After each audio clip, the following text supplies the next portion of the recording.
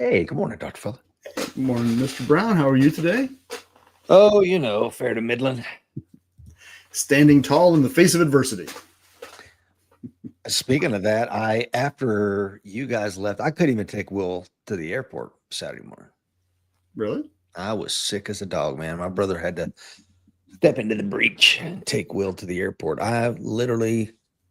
One time I was sick on ship 30 something years ago as a young Marine and just, missed an entire op and stayed in the rack for like 17 hours straight. And then this Saturday, I think I broke that record. I was in the rack like 18 or 19 hours. Sick as a freaking dog, man. So thank God it held off to the end of HREC. Oof. You know, you might avoid that if you didn't sleep in a room that actually has frost in the bedroom. I'm just going to put that out there because I've been coughing since I got home. You don't know how hard it was for me to not put that picture of you in the bed all snuggled up. I mean, I was like, No shame, buddy, because I have slept in some cold places, but they've always been outdoors. All right. Until you got to my house. Until I got to your house. You could hang meat in that room, especially that first night. I'll take that as a badge of honor. You should. You should. I mean, I'll be battling with my annual bout of bronchitis here shortly because of this, but nonetheless, you should lean into this. Yeah, I caught a stomach bug or something, and man, it just put me on my rear end. Jim is on. Jim, you're going to enjoy today's show. Jim was an attendee at our American Warrior Camp this year. We got Will Rhodes is on. Derek is on. Please like and hit that share button. And I know Dr. Fuller's got a heart out, so we will jump right into it. HREC High Risk Environment Course 2025 A Requiem. You like that, Dr. Fuller? That's nice. And oh, by the way, you should also take pride in the fact that your infectious use of Dr. Fuller in every possible opportunity has spread to many of the attendees at HREC. I could not get people to just call me TC. Good. My work here is done. It's for those who are not regular viewers of the show. The only people in my entire life that call me Dr. Fuller are thanks to Rich Brown. Yeah, during us teaching together, co-facilitating together, you were like, Rich is the only one that does this. And by the end of it, now you've got 20-something acolytes who only will refer to you for Dr. I will admit that occasionally when an MD wants to throw out, oh, hi, TC, I'm Dr. Brown, then I'll pull it out. Because I'm like, okay, if we're gonna stand on ceremony, then let's stand on ceremony. But other than that, I don't do that. And we did have an MD in the class, so we did, and he calls me TC. Oh, man. Shameful. We also have Michael Gentili on this morning. Please like and hit that share button. And without much further ado, there is your graduating class from American Warrior Society High Risk Environment Course 2025. As you can see from the little blacked out faces, we did have two gentlemen because of their jobs, their current employment with Uncle Sam. They cannot be photographed, and they were not photographed. We held strict adherence to those rules to protect them and their identities. Brian is on from North Texas. We also had one minor, right? Or we had two minors, but one that didn't want a photo on there. Yeah, absolutely. And of course, we respect that as well. There's a million reasons in 2025 why you might not want your face associated with stuff like that, Let's get into it, Dr. Fuller. Why run a course like this? Well, to me, like, this is where you are now, And here's a couple of quotes I pulled off your Instagram site. I'm not here trying to push back the frontiers of ignorance, Rich. Yes, you are. You're doing okay. Good job.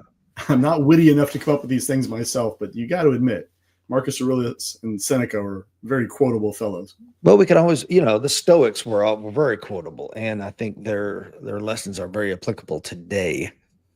One of them, Seneca here, life is very short and anxious for those who forget the past, neglect the present, and fear the future. Well, if you're trained and prepared, you shouldn't fear the future. You're aware of what's going on. You're aware of your surroundings. You realize that, you may be attacked for your beliefs. This is just part of the landscape in today's America. But here's another one from Marcus Aurelius. You can also commit injustice by doing nothing. I had a colonel that said, there are crimes of omission and commission. Don't just think that, these are crimes of commission.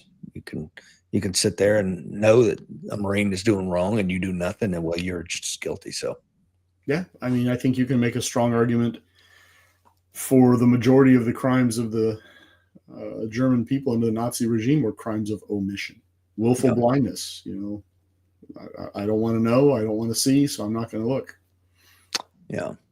Mark is on from Australia. Derek is on this morning, and so is Brian Schuler. Thank you guys for being on, and please like and hit that share button. So there's a reason why we put this curriculum together. We want to keep our community safer, and this is one way that we can do it. Because I'll be honest with you, man, we haven't done one of these for years because I'll be just completely open kimono with everybody. There's a lot of freaking work, and for very little scratch. I mean, by the time I pay all the bills on this, you know, the lodging and the food and the administrative costs and the instructor fees and airline tickets and all the stuff to get everything here, and the weeks and weeks that we all had to work to put it together, you know, it's not going to keep the lights on, you know. So again, and if I charge what it should be charged, I mean, nobody could afford to come. So these are kind of almost like a public service, you know. Yeah, that was the basis of the founding of the American Warrior Society, was not to, as I understand it, was not to become wealthy, but rather to spread the word. Yeah. And I'm the first to tell you, you undercharged for what you delivered last week. And a lot of the things were included in the upfront fee, which was, you know, someone had to pay for it, and it came out of your end. And I think that's laudable. But you're right, that's a lot of work, and a lot of it was done by Miss Lisa. Your lovely bride was in there swinging behind the scenes, doing the logistics, running hither and yon, picking up food, driving it 45 minutes or an hour out into the hinterlands of the Cumberland Plateau. Yeah, we'll definitely get to some of that, because you're right, man. And there's all the warts behind the scenes that I hope are completely transparent. Like, we were having some car trouble, and just, it was like everything Murphy could throw at us this week, man, he was swinging, and Miss Lisa just rolled with it. God bless her. Mark Hamilton is on. Dr. Fuller from up there in Ontario. Our good friend Doug, as I won't say his real name, is on from sunny Columbus, Ohio, coin number 78. He is an OG for show. Another thing that this, you know, a lot of people came to me. This is the first time we did American Warrior Camp where we openly expressed our Christian views. There was prayers before a lot of the events to keep each other safe. You know, this kind of thing. We had some prayer meetings in the mornings, and I'm like, you know what? After they killed Charlie Kirk and they're slaughtering Christians in Nigeria, nobody seems to care. You know, I'm like, okay, the veil is coming off. I'm not hiding it anymore, and, you know, let the chips fall where they may. But well, on the flip side being, people are openly praying to other pantheons. So, I mean, as we discussed before, religion is sort of not my game, but I see your point. I mean, you know, a lot of folks have made headway on the silence of people who believe as you believe. Yeah. So, at the end of the day, it was also in your house. Yeah, true. People are going to break bread in your home. You know. Yeah, and if it bothers you, there's the hatch right there, pal. Grab your keys and head on out. Tony is on this morning, so is Alan Kelly, our good friend up there, triple occupied Virginia. Oh my God! I'm going to start sending him concertina wire and sandbags. I like Virginia. So let's talk about the curriculum, Dr. Fuller. Kind of talk us through what this year's curriculum was about. Well, it was a high-risk environment course. So existing was the overarching theme. So we sort of existing in a higher risk environment, and what are some of the skill sets that you may think of, and some of the skill sets you may not think of that would be useful in that environment. Led off the first day with Justin Carroll's incredibly abbreviated and yet an entire day of picking locks and non-destructive breaching. Yeah. A skill set that I think a lot of people think, "Oh, I'd like to know that," but where do you go to learn it? Well, I'll tell you what, one great place to learn is from Justin Carroll. He did a phenomenal job of teaching it before. I mean, some of us had some lockpicking training of a sort prior to that, and it was still some of the best lockpicking training I've ever had. Yeah, and Justin, of course, taught that at the Special Operations Schoolhouse, I think under the banner of Special Reconnaissance. But we also had Will Parker teaching his Saber Red endorsed OC spray, so pepper spray course. Which is another course that, you know, I think those of us who are law enforcement don't ever think about. We, of course, all get certified with stuff, get sprayed, and all have that happy shenanigans. But where does, John Q. Public go to get trained, actually trained in how to use pepper spray? Because there's more to it than just, make man orange head. There is? Hold on a minute. Well, right off the bat, the law, right? Oh, okay. Right? So you need that. Where do you actually spray? How much do you actually spray? What does it actually do when you do spray it? Things I think that are relevant, but people just don't get trained on. And again, where do you go? Maybe you can find a Saber Red course in your neighborhood. Maybe you don't. But do you really think that that's a good idea? And do you ever think to do it?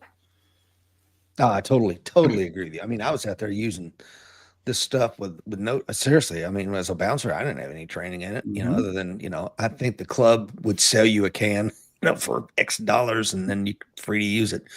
But yeah, so that was incredibly important. And then we had the law self-defense level 1, and I shouldn't call it that. It was, I don't remember what exactly it was called, but it was Will Parker's version of an amalgamation of Andrew Bronca's course, Legal Heat, and another one that he's certified in. So he kind of took that and put it together, made a really compelling 6-hour use of force class.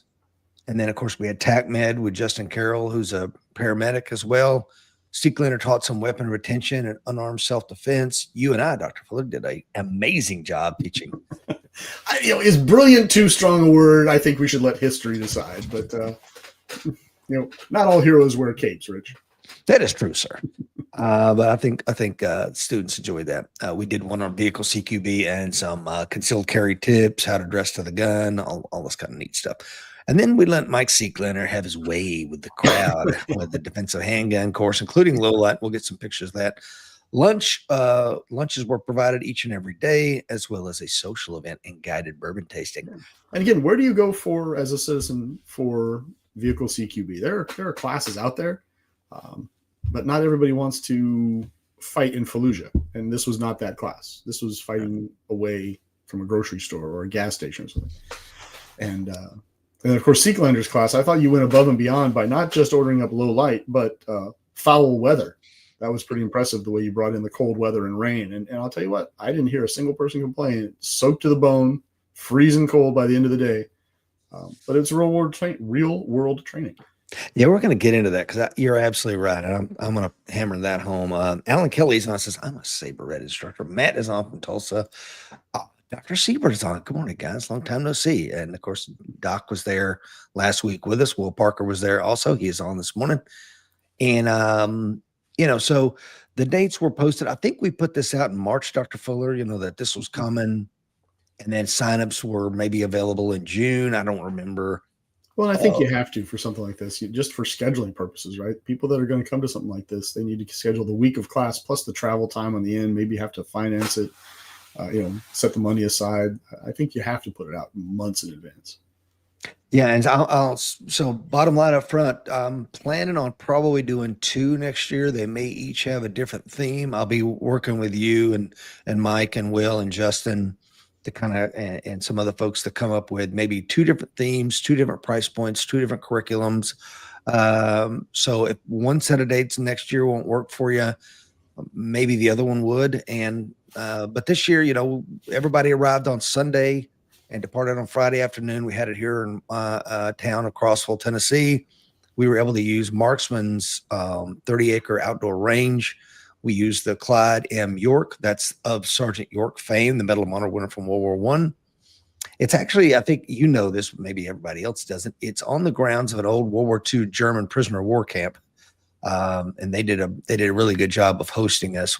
Lodging, meals, range fees, certifications, social events, everything was included in your one-time upfront cost of $17.95.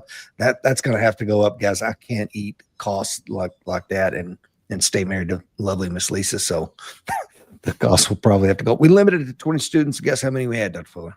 I'm going to go with 20.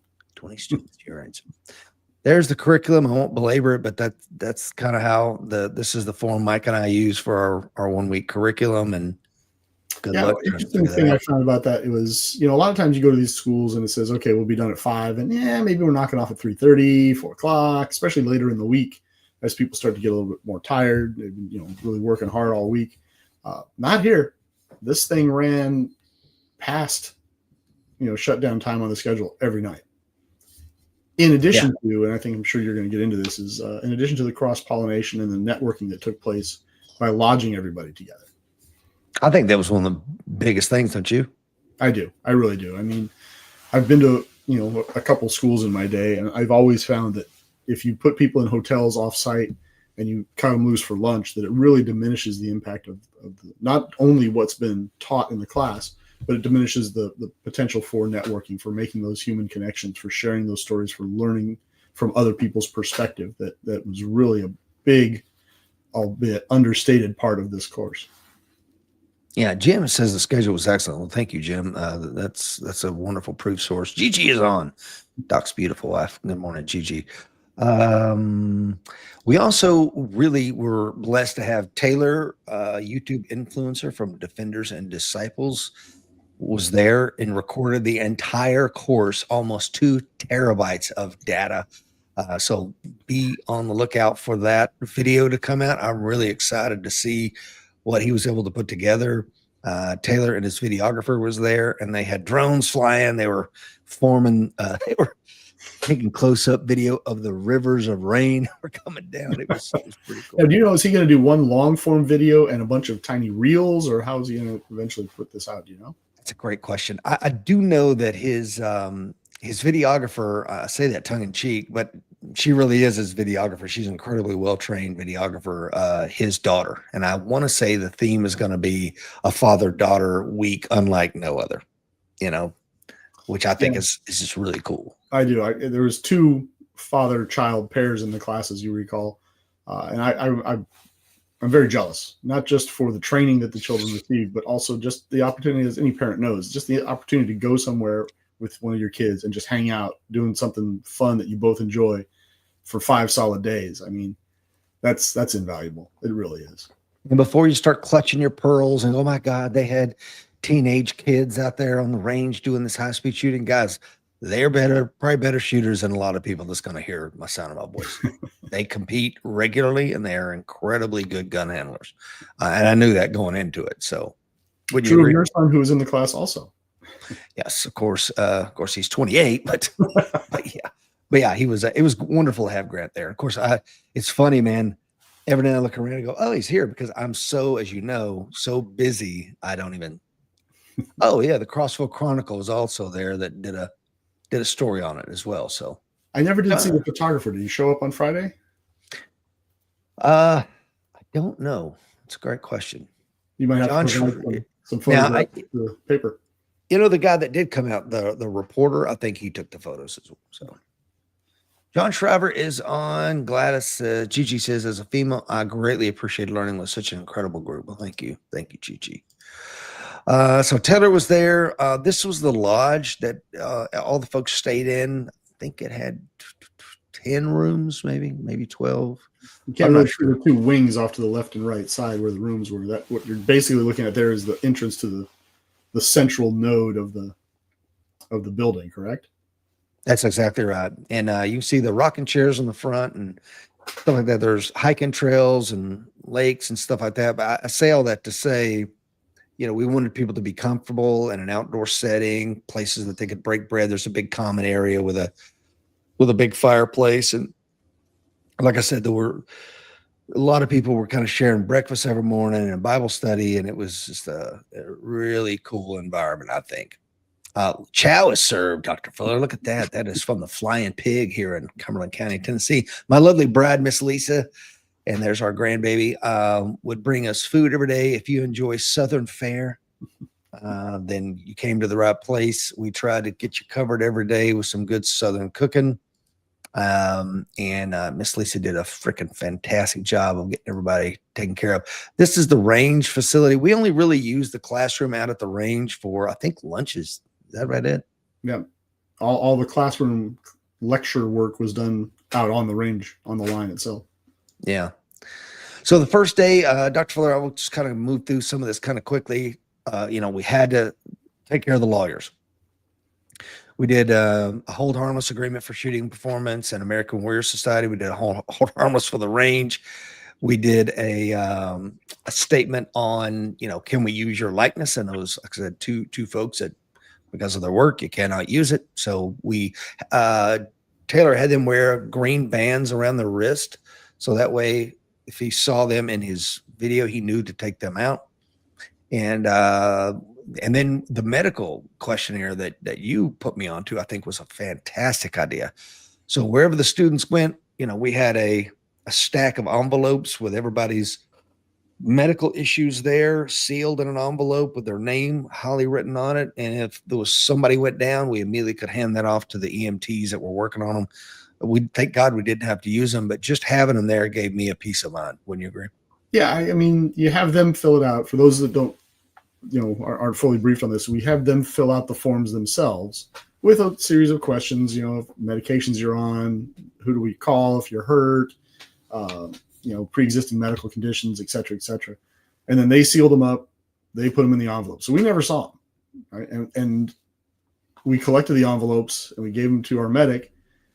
And in the unfortunate event that you had a medical emergency and were unresponsive, when the medic showed up, we would not open the envelope. We would just hand the envelope to the medics and say, this is what we know. Yeah, we never saw it. There was never a HIPAA issue for us. Exactly. So, and at the final lunch Friday, when everybody was about to depart, we gave them back and everybody got to destroy theirs or whatever they wanted to do with it. But and part of the reason was, and you saw this, that range is out in the middle of nowhere. Yeah. And I mean, we were really going to have to do a dust off to get you to a trauma center, because the nearest low level Crossville hospital was a little over an hour's drive away. So that's why this level of care was taken. Yeah. And it, my experience is people tend to be a lot more honest if they know nobody else is looking at the form. And look, if you're so bad off that you're unresponsive, we need to know everything. The medics are going to need to know everything about you, because something horrible has happened and we want to do everything we can to make sure that you get through that. Yeah. So once we got the lawyers taken care of, we did some introductions, and then Justin Carroll rolled into his lock picking, lock defeat class. It was fantastic. Second time I took it. There's my brother and his lovely bride, Miss Sarah, using a bobby pin to open handcuffs. Why in a high risk environment might that be? Something you need to answer that for yourself. But if you're, can I just say, there's some fantastic photography in this presentation. Wonder who did that, Dr. Fuller. What happens if band camp stays at band camp?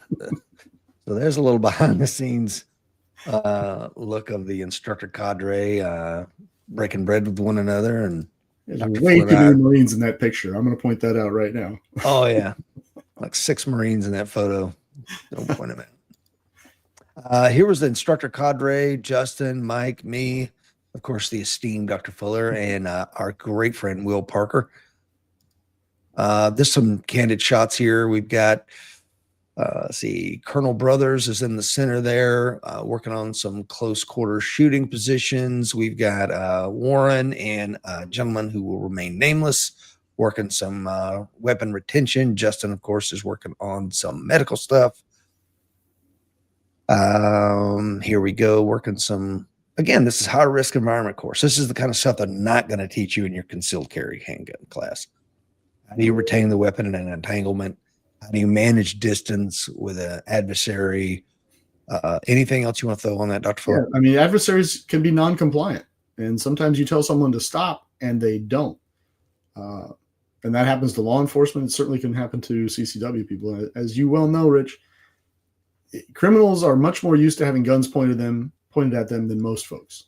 So you point a gun at somebody like we see on the right there and tell them to stop, they might not stop. You better have a plan. You better have a plan. And that was a big piece of what Mike was going over in this particular block of instruction. Yeah, that guy on the right looks dodgy. It does look a bit sketchy. Just a little school circle breakout, going over some handgun stuff. And then we get into the rain. Yeah, it couldn't decide if it wanted to rain there for the first half of the Thursday, but once it decided to get on board with the rain, it got on board with the rain. So happily we had these overhead cover pieces. They made a big difference. And Mike's experience as an instructor really showed up, because he realized late in the day that he was going to have to start breaking people and putting them in their cars to warm up, because people were wet and cold. And if you're not used to being wet and cold for extended periods, that could rapidly turn into a dangerous situation. So I think Mike did a real good job of pulling people off the line, putting them in the cars and warming them up. Yeah, absolutely. I remember the Thursday night after the low vis night fire. My son came home and he's like, "Wow, Dad, I never done that." I'm like, "What's that?" He's like, "Shooting at night in the rain with a flashlight." I'm like, "Well, you're in good company then, because about 99.9% of Americans have never done anything like that." Yeah, and I think it's really easy to get sort of a nerd to the fight is coming, be ready tagline, but at its base, that's what you really got to think about. We're all used to training on the range when it's bright and sunny, and I've just had a nice meal, and I'm going to go have another nice meal, and it's warm, and I'm going to shoot at 7 yards from the draw with 2 hands on the gun. I can see everything. That's great. That has utility. But the truth of the matter is, you don't get into gunfights on a range when it's nice and sunny after you've had a nice meal. It happens in a time and place of the bad guy's choosing, and that very well may be in the dark, in the rain, in the cold, after you've been working a full day. So I think it's a very good idea to train under those circumstances. Yeah. One of the things I don't have, and forgive me, I just threw what pictures I could find on my phone that either TC had sent me, or, I'm sorry, Dr. Fuller had sent me. But seriously, so there's a lot I don't have in here. I wish I had some photographs of when Will took everybody outside and they were working each other, not spraying an active pepper spray agent at each other, but the water canisters, and learning how to manage the distance and what spraying somebody, because again, when do you ever get to do that? Right. Under a guided instruction? You don't. So that was fantastic. Though the back and forth one-on-ones with the law of self-defense class, and I told Will going into it, I said, "Look, man, don't entertain a lot of these what if questions, because just give them a legal framework, because they can pull you down in the mud quick if you're not careful with what if this and what if that." But I think he did a really good job of, when those questions did come up, kind of guiding them through that. What do you think? I think you're absolutely right. I was actually surprised when he asked me to go over post-shooting interrogation. Someone has dared to ring my doorbell, and my dog is not having it. Yeah, so you need to catch up. Okay, good. Delivery driver. While you're dealing with that, we did that the last warrior camp when Andrew Branca come out and taught law of self-defense. There was a where we worked on he brought his screen, we did a simulation, and then you kind of role played with, hey, what did you see? When did you decide to shoot? Why did you decide to shoot? How many times did you shoot? What did you do when you stopped moving, etc.? Yeah, and I think, and I don't say this to be self-serving, but I think it has a lot of utility, because we train real hard to put holes in paper in center mass and move and shoot and reload and whatnot. But there is a very serious problem. I am going to have to deal with this. Yeah, take care of it, brother. Take care of it. Pardon me. No worries.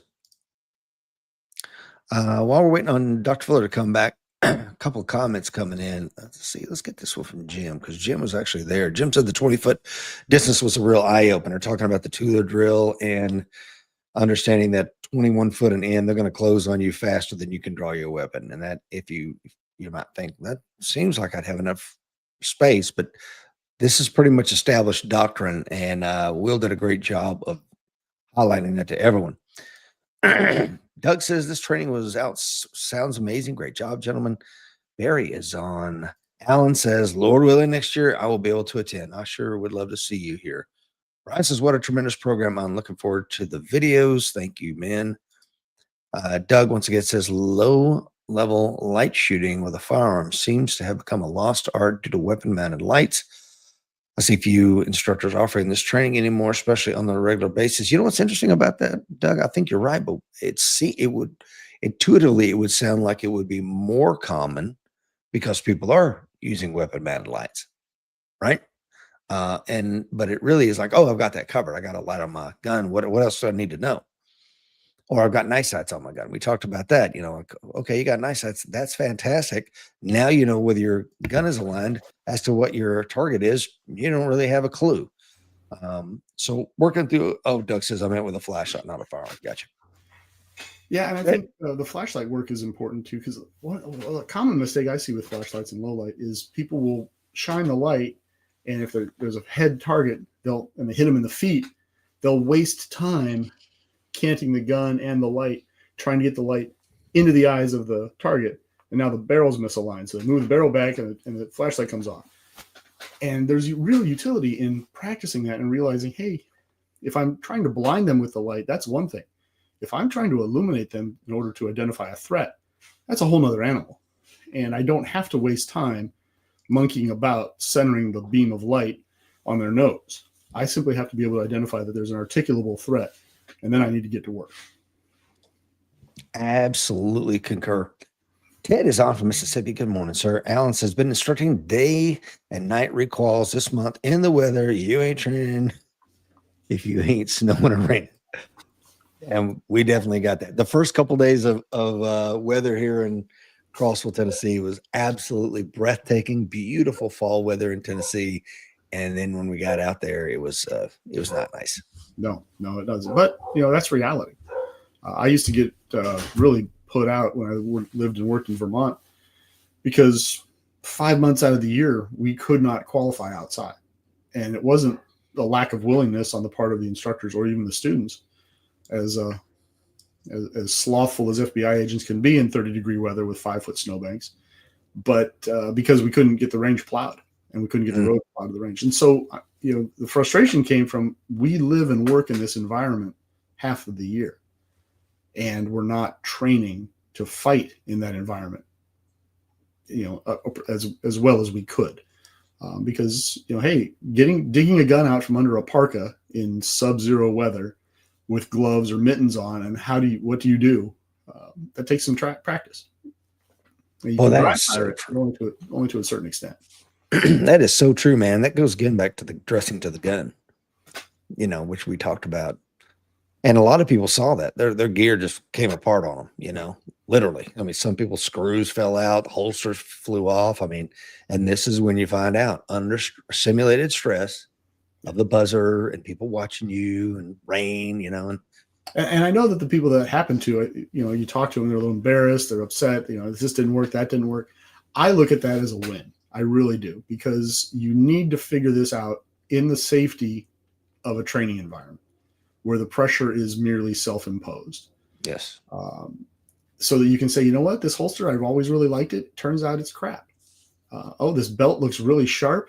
But wait a minute, I never even thought about it as a support system for my firearm. And now when I'm going to draw it, this cloth belt that I got with my Docker's pants, when I push down on the gun to draw, I push it halfway down my thigh. Yeah. And the gun isn't in the same spot every time. And oh my goodness, I should probably fix that. Oh, this holster garbage. Or this gun that I really like, I'm shooting it at speed, I'm just all over the place. I've only ever practiced shooting at slow fire, maybe from a rest, and getting out and really wringing out your training has these secondary downstream positive impacts. And you know what? Hey, if you find out that your holster is garbage, or that you need to Loctite your screws, or that you need to change holsters, great. Absolutely great. Because the time to figure that out is not, in an alley while some 300-pound biker is methed out and trying to smash your skull with a crowbar. And Gigi says, I definitely learned that not all gear is worth the material it's made of. Well, that's a fact. And here's the thing, you talked about self-imposed stress. Really, if you think about our environment, we love you. Every one of the instructors, every one of the students want nothing more than for you to succeed in a fight, on the range today, etc. And yet your gear's still falling apart, and you're still stressed out. And I don't know, maybe it's nature being human. I think it is. It really is. You show up these things, you say to yourself, I want to learn, but part of you is saying, I want to excel. I want to show what I'm capable of. I really want to push the envelope. And again, I get that. I do that myself. Mm-hmm. But at the end of the day, if you learn something about your gear, you learn something about your training, that's what we're after. It's absolutely. So I define that as success. Some people say, well, this failed or that failed. I'm like, yeah, great. But you have learned something. So yeah. Tony says, how did the open emitter optics work in the rainy, cold environment? Take that one. They seem to work fine. I mean, Mike addressed it. and he talked about open emitters. And matter of fact, I think Mike was using an open emitter, but I could be remember. wrong. I don't remember if it was open or closed. I don't recall either. I think he mentioned something about his being one, but he had a bunch of different cert pistols that he was using, so maybe it was one of the cert. I don't know. But they have their struggles, right? You can get them wet and they can have raindrops on them, but I think you should prepare for that. I think you should plan for that. But the reality is, if the gun is concealed, it's not going to get soaking wet all that quickly. It won't be as big an issue as perhaps we kind of make it in our heads. And I'm that guy, right? I'm that guy that carries an extra magazine, even though I understand the statistics about the. Let's talk about that, because one of the students pushed back on Richie. Dr. Fuller carries 2 magazines, and it seems like a no-brainer. This is a retired Marine Corps Sergeant Major, by the way. If you're watching this morning, Brian, they can be very, very entrenched thinkers. They can, but again, how many with the gun that you had on as we were talking? I should have brought this out. How many rounds did you have in that single stack magazine? Oh, I think there's 9 rounds. I don't know. Okay. If I were to have the magazine in front of me, I would tell you, yes, there were 9 rounds in that magazine. So 9 plus 1 in the gun, and then an additional 8 on the hip. Okay.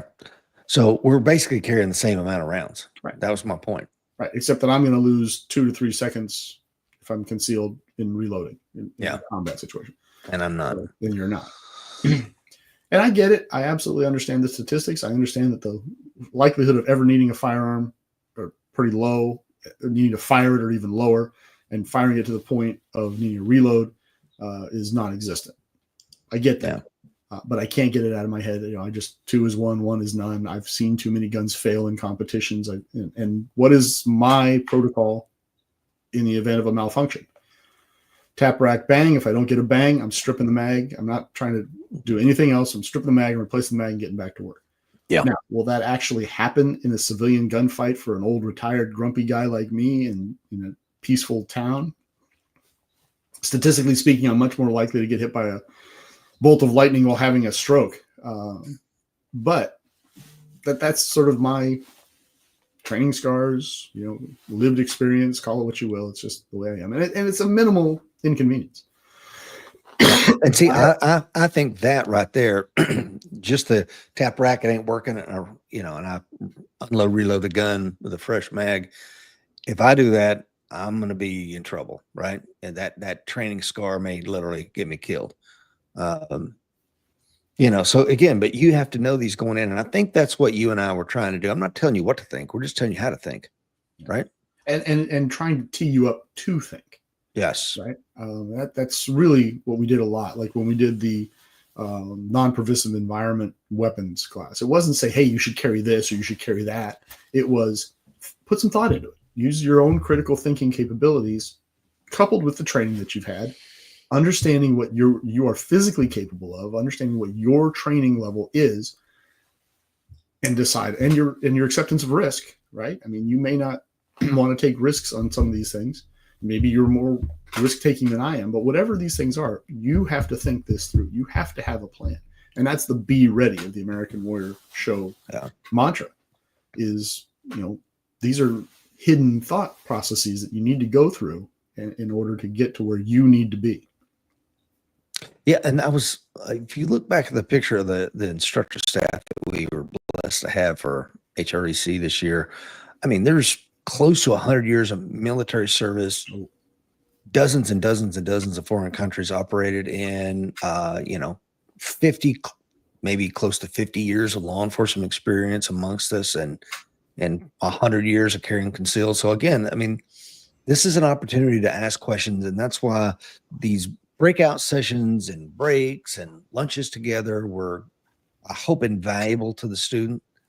To really there was actual combat experience, hand to hand, firearm, artillery. I mean, there was a lot of experience there, not just in walking it and talking about it, but actually having been there and done it and understanding what the reality is during the fight and after the fight.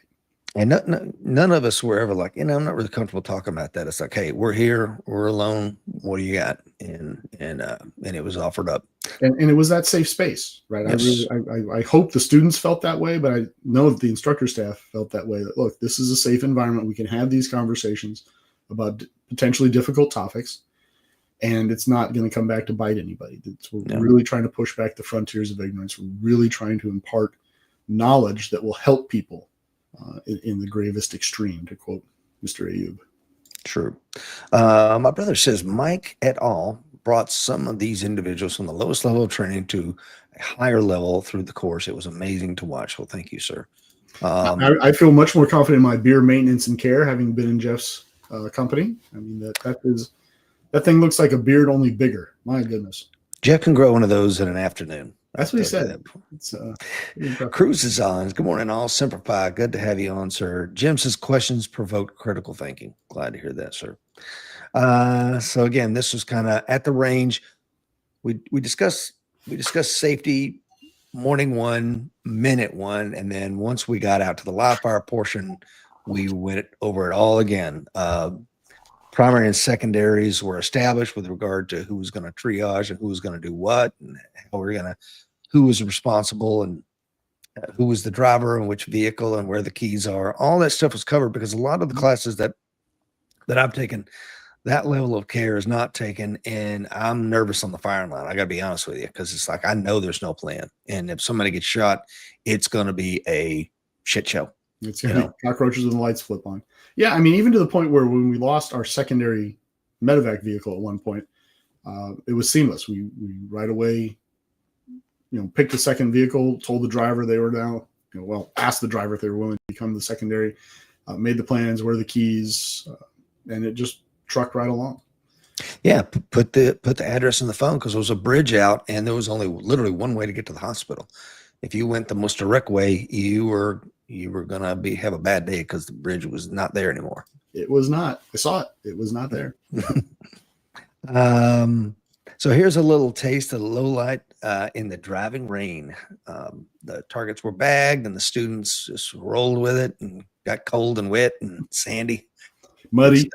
Muddy. I mean, your son was up to the gunnels in a muddy spot, and he just giggled about it. He just thought it was. I was giving him a hard time about it, and he was just rolling right through it. Didn't bother him in the slightest. Yeah. So at the end of the day, this is everybody received their warrior camp certification on the high risk environment course. It clearly states what the curriculum was. There you go. And they're very cool coin. Yeah, we got this. This is the first year we did an AWS camp coin, and I'm kind of embarrassed that we didn't do it before, but there will be a commonality moving forward. I think that's good that people can have something that only if it says on the back, I think warrior camp alum, you're only going to get that if you actually come and attend. But and then the curriculum spells out what you got, what was covered during your 40-hour week. But we also had individual breakdown certificates of the stuff. Why is having these kind of certifications important if you end up in some sort of lethal force encounter? You give it to your attorney, because you can then speak to what you were trained on and what you know. Why did you do what you did? Your response to cross-examination could be, I don't know, it seemed like the right thing to do at the time. Or your response can be, I took a 40-hour course with the American Warrior Society, during which time I had 16 hours of professional firearms training delivered to me by Mike Seeklander, a national and international firearms champion, a competitive champion, a former law enforcement officer, a experienced trainer with over 20 or 25 years of experience, et cetera, et cetera. And, oh, by the way, he's on my expert witness list, and he's going to be in here to tell you what I was trained on and how well I did. And I was coached on the line by Dr. Fuller from FTU fame. And I've dressed better ever since. But you can see the point there is that having these certificates, it's interesting the way things have developed, because 20 years ago, having the certificate was like, oh, cool, I have a certificate. But the reality now is it becomes a potential linchpin in your legal defense should you find yourself in this situation where you need to talk to an attorney. Yes, Tony says prior knowledge and experience is admissible in court. It most certainly is. So once again, just want to show you our handsome group of students and instructors from this year's HREC. If you have some thoughts as to whether you attended the course this year or you didn't attend the course this year, and you want to say, hey, Rich, you know what I'd really like to see next year? You know, you guys kind of focus on this or that, or maybe you could add to the curriculum this or the other. I'm really interested in that because I want to give you guys what you want. But sometimes, you know, you're going to get what you need. You're not going to get what you want. And I'll be honest with you, sitting through a legal lecture, as compelling as Will made it, is still, it's a lecture. And like I told everybody very clearly in the course, I will never do one of these without a law self-defense lecture. You're never going to get it. Because if you don't, as Rory Miller is most famously said, if you don't understand the legal framework of using force against somebody, you're just training to go to prison. There was a guy on, he's got a YouTube channel now, but he ended up doing 2 or 3 years in a Georgia prison, and he talked about it. I was very candid on one of his things. They have a law. It's under kidnapping. It's like theft. No, it's like I can't remember what it's called. It's not important.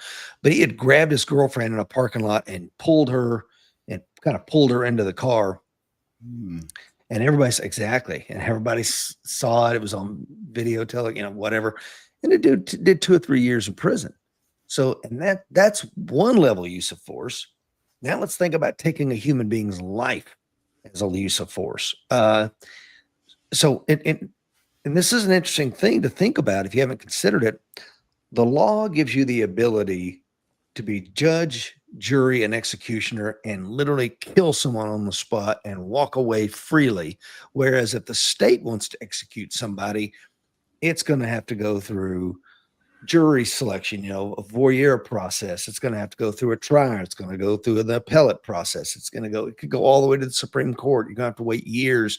It's going to take all the instruments of government before they can, and decades before they can finally end your life. Whereas the law says you can do this, but if you do one thing wrong, you're going to die in prison potentially, and you're going to lose everything you worked your ass off for. So therefore, I say all that to say, at warrior camp, stand by for a legal lecture. Well, it's funny. I've heard accusations made against Andrew Bronco that he's teaching people how to get away with murder.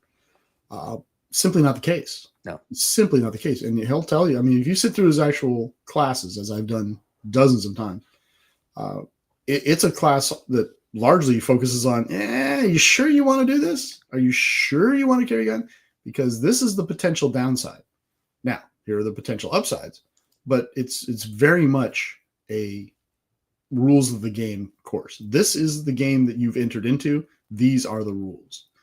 And you and Mike years ago, and we've talked about this, I don't know how many times, where you got a lot of pushback when Mike suggested that getting training with you, how to operate your firearm, and by extension, legal training, was a really good idea. And people went bananas with you guys. We were murdered.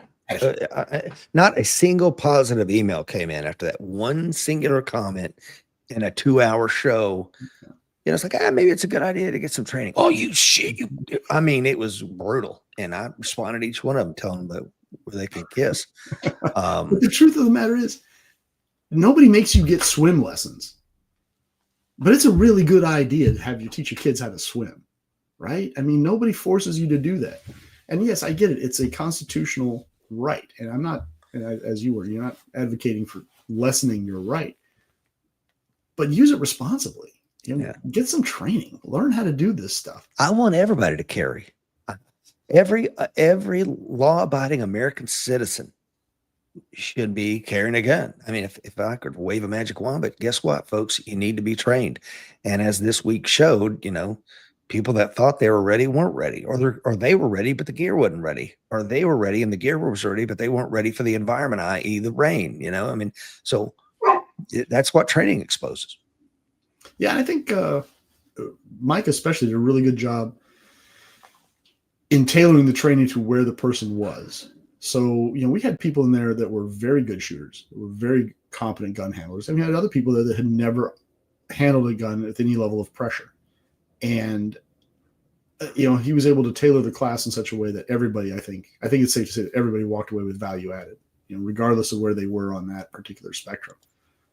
Which is no mean feat for those of you that are not instructors. I will tell you that can be a little tricky. And that's why you'll see a lot of times instructors will bucket a course. Well, this is the level 1 course. This is the level 2 course. This is the level 3 course. And your skill levels, minimum skill levels, are correspondingly higher as you move through. Or instructors will require you to take their level 1 course before they'll let you take their level 2 course. And that's just an effort to get people in generally the same place so that the curriculum can be tailored to that place and we can move everybody along much more easily. It's a difficult thing to do, to take people that are all over that spectrum and train them effectively. But they did a good job there.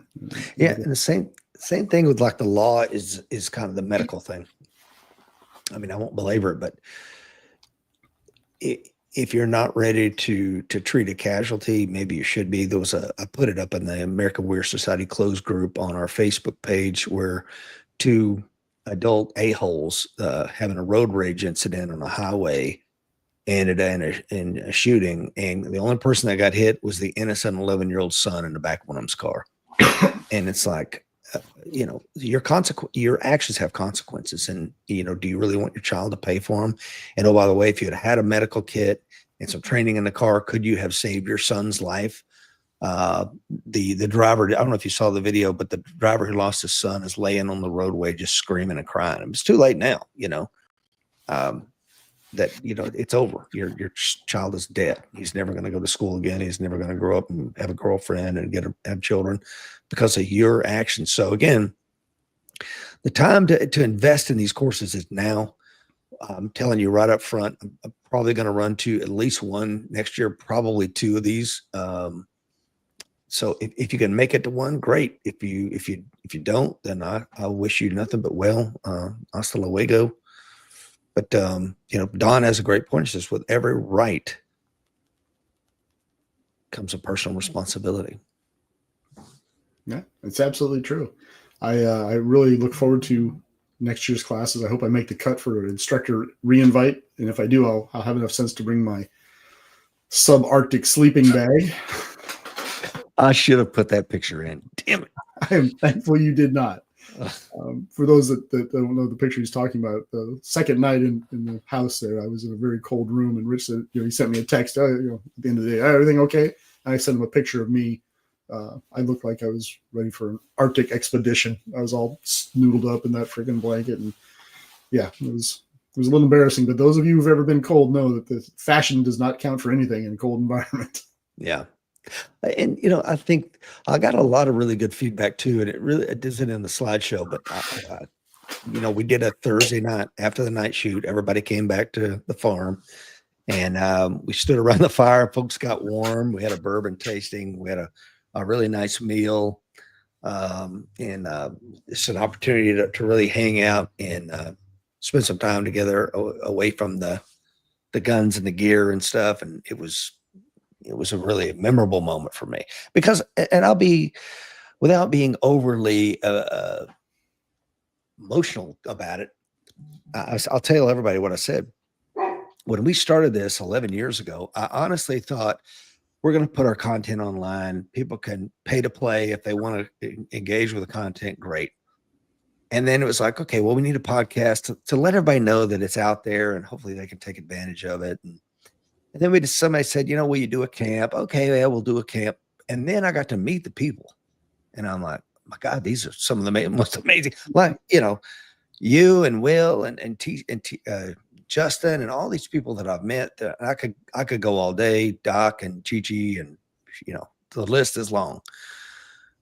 I mean, having improved my life in ways that I just can't describe. I mean, it's been it's a big family, people that are just AWS members. Rich, I'm rolling to Tennessee. Can I crash at your place for a night? Sure. I don't want to make that an everyday occurrence, but I will tell you that once I get to know these people, it's hard to say no because they are like family. Yeah. I mean, I've blown through town going from point A to point B and just called you up and we've stopped and had lunch. Oh yeah. Didn't have time to stay, but this was first time I got to meet your brother in person. Mm-hmm. And which apparently surprised a lot of people because they're like, oh, you know TC. And he's like, no, we've never been in the same room. I'll do you one better. We'd never been in the same state. Wow. At the same time. But nonetheless, I felt like it was like, oh, I finally made him. Great. Let's continue that conversation we were having. Let's do the things we were doing all through AWS. I know. That was an unforeseen, amazing consequence of doing this, and it's made it all the more worthwhile. Barry says making plans now. Good. I promise to market it as good as I possibly can to let you guys know when it's coming and how you can take advantage of it. Dr. Siebert says it's an honor for us to be a member. Well, it's an honor to have you, sir. Closing thoughts, TC, over anything about HREC? Well, I hope Barry Childs can make it next year, because then I can carpool with him. We have to go to lunch again here soon, Barry, by the way. We're a little overdue. It was really a good course. And I know it sounds self-serving because I was on the cadre, but I got to sit through a bunch of the classes and I learned stuff, which was not in my plan. I'm not saying that, I'm above that sort of thing, but usually when I teach, right? Just like you do. I'm here to teach. I'm here to do this one thing. But the opportunity to sit through Justin's course, and I've had, I don't know how much medical stuff, great class with not just specific ideas and techniques, but specifics for this is the piece of gear you should get. Do not get this piece of gear. Do not get that piece of gear. This is the one. And this is why I say that. Same with the locks. I've sat through Andrew Bronca's course, like I said, dozens of times. Andrew and I have been friends for 30 plus years. Still learn something from Will teaching that topic again. As you know, I'm a firearms instructor on my own right. I've been doing it for 20 plus years. I taught at the federal level. I have my own company. I get out in front and teach people. Took a pearl of wisdom from Mike, from watching him teach. So it was fantastic from my perspective as a participant learner. I can't imagine it was anything more than even better for the students who were completely immersed in that experience. And I cannot recommend it highly enough. If you have the time and the means, you should absolutely come out there and make this a priority next year. And I would say, yeah, thank you, TC. I really appreciate all that. and I will say also, don't let the fear of the unknown hold you back. I highly encourage you to. I mean, we had a guy in the class who broke his back a couple months ago in an accident, and he was out there, with a brace on, was able to do everything, and we took special care in that.